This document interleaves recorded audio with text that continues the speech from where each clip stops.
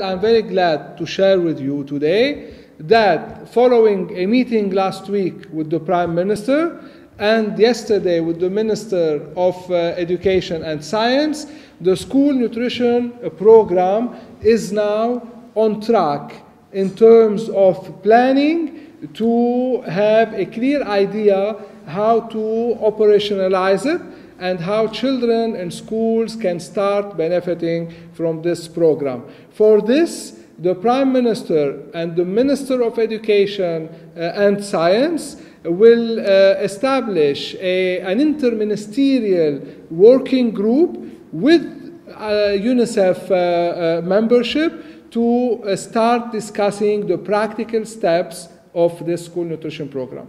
From today, the meetings will start by establishing this interministerial working group, and we will come up very soon with the full concept of how to provide children with a meal at school. In terms of recommendations, UNICEF considers this as one of the best things we can offer now to children. School nutrition program will maintain and increase accessibility and attainment of children in school, and also it will improve the learning achievements, a better assimilation and learning achievements by the children when getting a meal. Not to forget also the social effect of children eating together, always with the needed physical distancing that we should apply at all times. So also this has a good effect. And also it has another effect, which is activation of the local market, farmers producing for children in schools. All this will contribute to a better local economy, activation of the local economy, and at the same time, at national level, the children receiving a better nutrition. There are many details. For instance, what to include in the school meal. And there are some countries offer snacks for breakfast. Some countries offer school lunch box. Some countries offer only one fruit per day. What UNICEF is recommending, and what I felt from the Prime Minister and the Minister of Education and Science, is that there is a strong political willingness to provide a school meal which provides the needed the vitamins, minerals necessary for a good nutrition for children. But also there should be discussions about which grades and many other modalities, and of course according to the available budgets. So all these will be discussed step by step within very short time. So we hope in 1 month time there could be some other news to share as well.